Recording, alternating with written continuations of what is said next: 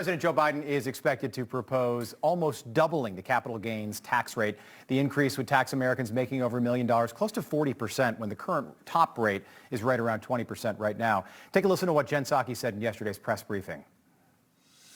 The president's calculation is that there's a need to modernize our infrastructure. There's a need to invest in childcare. There's a need to invest in early childhood education and making our kids and the workers of the next generation more competitive. And he should propose a way to pay for it. His view is that that should be on the backs, that can be on the backs of the wealthiest Americans who can afford it and corporations and businesses who can afford it. Apparently sacrificing the workers of this generation. The proposal is expected to be released next week to help fund the American Families Plan. And joining us now to talk about the toll this could take on hardworking Americans is business and market analyst Seth Denson. Seth, good morning. Thanks for being with us today. This drives me crazy because there are so many that are sort of in our generation, you know, within 20 years of our age right now, and I'm assuming your age, by the way. What's funny is, you know, we went through the financial crisis 12 years ago.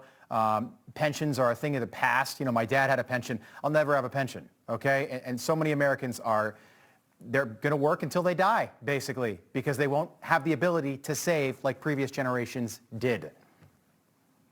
No, you're exactly right, Rob. And what this is going to do is decrease the value of the ability to invest, right? So when Jen Psaki and some of these others come out and say, hey, you know, this is only going to impact the super wealthy, those hedge fund managers, those evil people on Wall Street, well, guess what? Money is mobile. We've learned that by watching people leave places like New York and California, but guess what? They'll leave the U.S. too, and those with money can move that money. And what's that going to do to your 401k? Because guess what? That money's going to be pulled out of the stock market and placed elsewhere. That 401k value just went down significantly. This is going to trickle across our entire economic spectrum. Yeah, the prevailing notion and the messaging around this tax hike is that it only affects the super, super rich, which, by the way, is also totally ridiculous. But this is going to affect everybody in America. You just mentioned anyone with a 401k. Tell us more about that.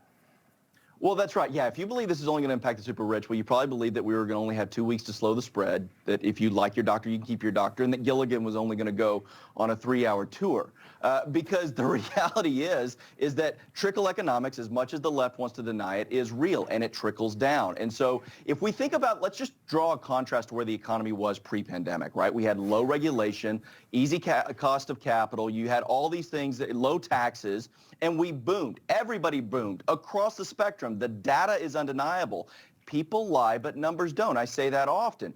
What this is going to do is have the absolute complete opposite effect.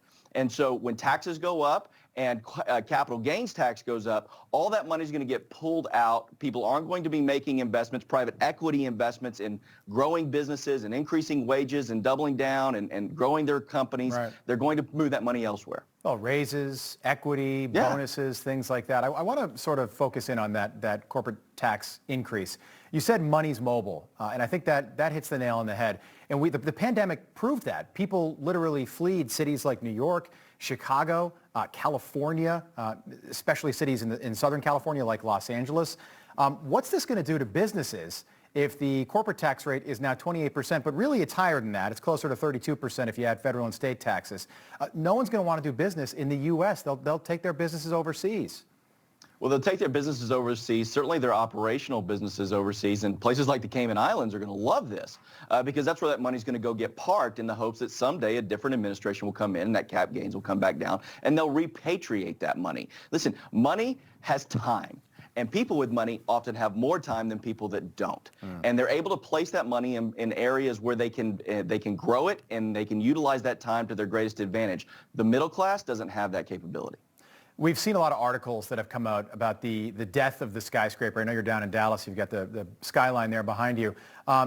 Does this mean the end of megacities as we've known them? Do you think cities like New York, Dallas, Chicago will ever get back to where they were before the pandemic?